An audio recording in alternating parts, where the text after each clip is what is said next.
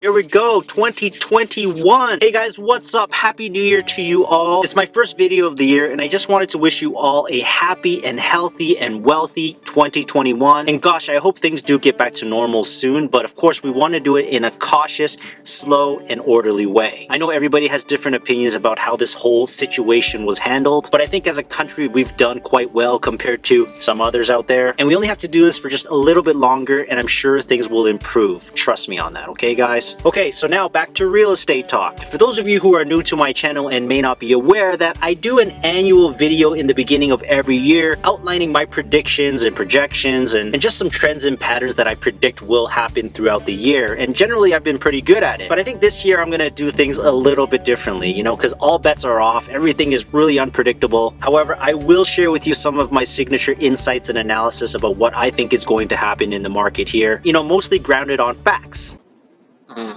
So that we can share with you what we see is going on in the market. We can share with you what we're doing with our clients, and so that there's actionable and practical advice that you can use if you're planning on buying or selling in 2021. It's been a strange year to say the least, right guys? So I'm not going to venture out to make any bold and hard predictions this year because the overall market is just a little bit too unpredictable. But instead, what we're going to do is we're going to focus on the predictable. We're going to focus on the things that we do know, and then we will drill down into the different markets and segments because as we all know, if you're following this channel, clearly the condo market is behaving and performing differently than the house market, which wasn't all that different before this situation happened, but it's really just accelerating everything that was happening before. But this year I'm going to give you guys some world-class insights so you can better angle yourself and navigate these choppy waters, especially in the condo market. Sound like a good plan? Does that sound like something you would enjoy? If so, then stick with me till the end of the video and I promise you won't regret watching this, as it will help you frame your mind properly for what's to come so that you can plan and take action accordingly in 2021. But before we move on, I just want to ask you guys nicely to tap that subscribe button over here gently and to give us a like over here that you will automatically get these videos sent to you through the algorithm on YouTube whenever we upload them.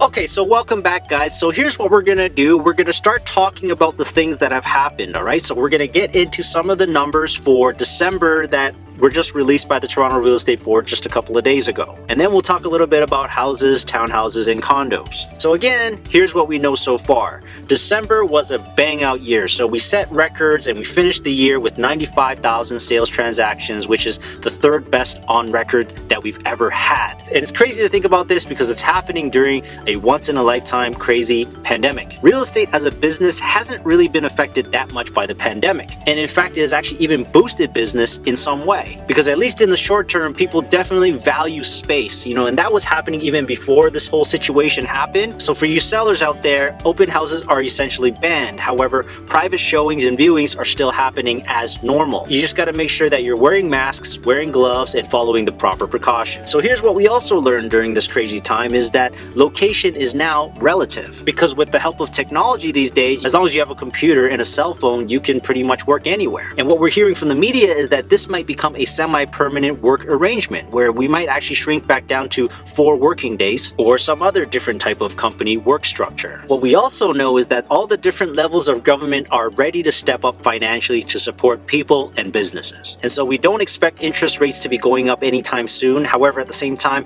I just don't see interest rates going any lower than the way they are. And we all know for sure since the interest rates dropped, it definitely got a lot of people out of the woodwork from renting to buying, whether it's condo or upgrading into houses. I mean, who wouldn't buy at these ridiculously and good-looking interest rates? Okay, so here's what we also know about the Toronto real estate market. Houses are absolutely shooting to the moon. You know, for the last few months consecutively, we have averaged more than $100,000 more than the year before. So if we measure what happened in the last quarter of 2020, houses on the average are up $100,000. Of course, this is a bit of a disturbing disturbing sign, but this is also further evidence that low interest rates are forcing people to buy more houses at more expensive prices. Condos, of course, are still trying to figure out where they are and which direction they're going. Although the quality buildings and the quality neighborhoods are not really going down in price. In fact, they've stayed flat, and we're actually starting to see some pickup in activity in some of the better neighborhoods. Other parts of downtown are still flooded with inventory, so those are probably the areas you want to get into if you want to try to negotiate a deal right now. But seeing these beginning signs of recovery in the condo market, especially in the better blue chip neighborhoods in Toronto,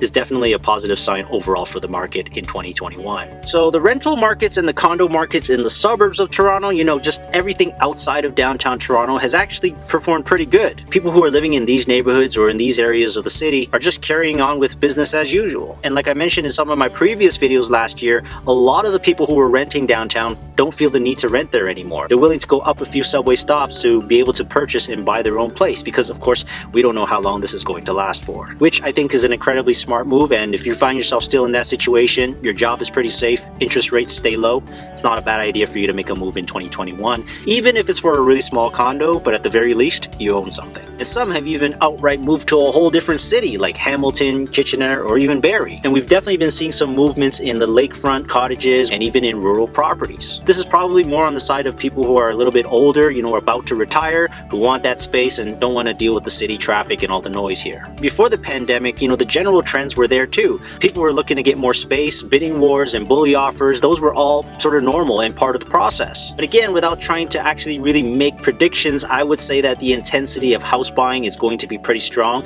especially early on here in the year. And we may again see $1 million average priced homes here in the city of Toronto. Other than the hollowing out of the rental market downtown, everything has really sort of just been operating as normal, and things like people looking for space or buying a house is just accelerated. The timeline has been moved up. And for those of you who are thinking about getting into blue chip neighborhoods like Bay Street, that window actually might be starting to close right now. Probably the best time to move in was probably November or December of last year. We're definitely seeing bachelors and single one bedrooms being snatched up at a pretty quick pace, much faster than we had seen in the fall or in the summer of last year. So if you can get something on Bay Street for $1,000 or even $1,100 a square foot, you're doing pretty good right now. But for me, it'll be interesting that if there are no renters downtown, are we going to see a return to prices or even an upward trend on Bay Street again? We're going to keep a close eye on that in 2021 and definitely here in the first quarter. But it's increasingly starting to look like the window is closing on Bay Street, so if you guys want to make a move, you should probably do it sooner rather than later. So in terms of townhouses,